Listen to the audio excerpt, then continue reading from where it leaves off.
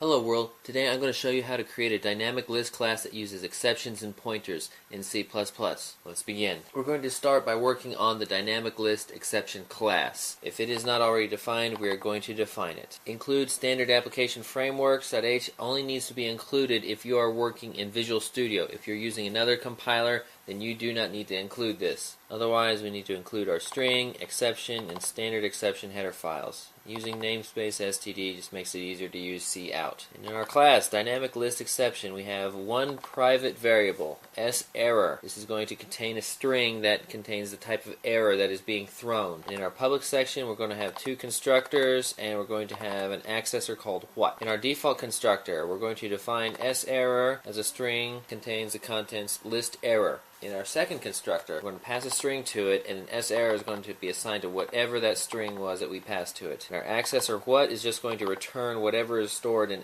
error. Let's look at our dynamic list class. If it's not already defined, we define it. Standard application frameworks, just like we mentioned before, only needed in Visual Studio. Include our dynamic list exception header file. Also include IOStream and algorithm. The algorithm is needed for the copy function that copies one pointer to another. Using namespace std makes it easier to use cout. This class is going to be a template. It'll take any kind of variable or object passed to it. It's constructor. Defining our class, public, we're going to have two constants here, a default max size and a max size. These two variables are not really required. You don't need to limit the size of your list, but some computer programming exercises want you to do so you get the practice of using the exception. Private variables, we're going to have our data. This is going to be the actual list. It's going to be a pointer of type T. And we're going to count how many pieces of data we have in there, and we're going to have the current size of our array. We're going to have two constructors and a destructor. One takes the default max size. The other one here is a copy constructor. It'll copy whatever other type of list object that we pass to it. Then we have our destructor.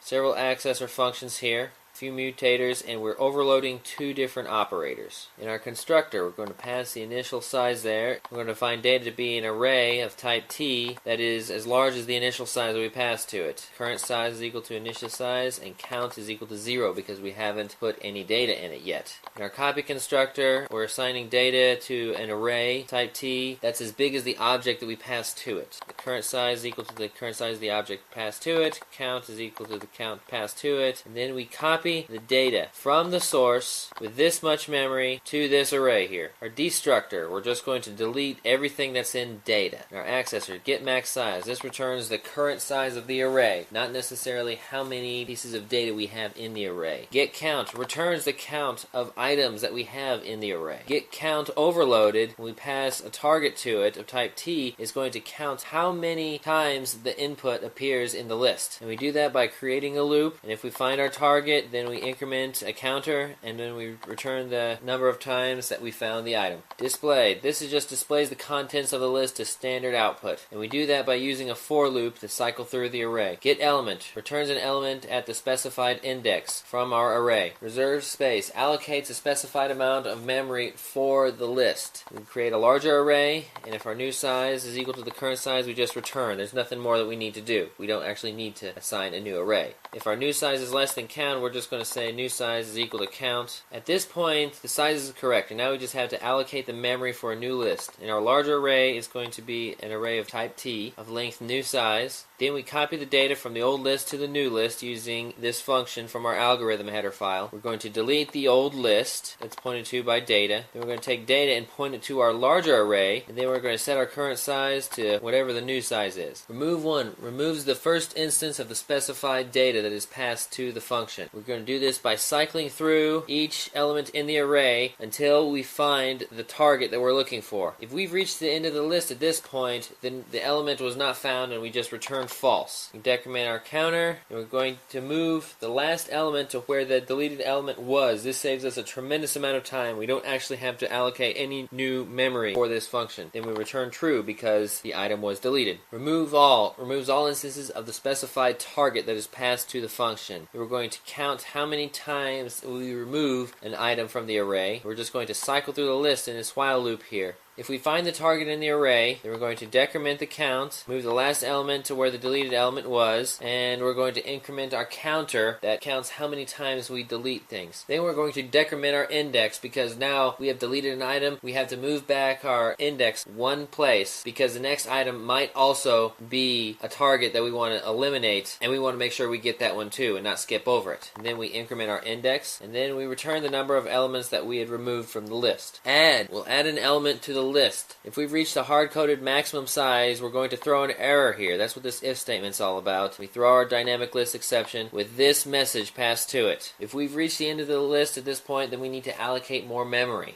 So we reserve the space. Then we add the data to the end of the list, and we increment our counter. Now we're overloading the assignment operator here. This will copying one list to the other. So we're going to create a new pointer here called new list. And if both lists have the same memory address, we're going to exit the function. There's no need to copy it. If the lists are of different sizes, then we're going to have to allocate the appropriate amount of memory. So here we allocate memory to new list. And we're going to delete the old list. Data is going to point to our new list. And we're going to set the current size of the list to whatever our source list size is. We set the number of the elements in the list, whatever it was that we had passed to it, and then we're just going to copy all the data from one list to the other. We're going to overload the plus equals operator here. This will concatenate two lists, one to the end of the other. If there's not enough room in the list for concatenation, then we have to allocate more memory here. That's what this if statement's all about. And we reserve the space. Then we concatenate the list with copy. We do our copy function just a little bit differently than previous. We're going to want this much data, enough data to encompass both lists. Then we increase the element count. And that's all there is to it for our dynamic list. I hope this was helpful. Thank you for watching.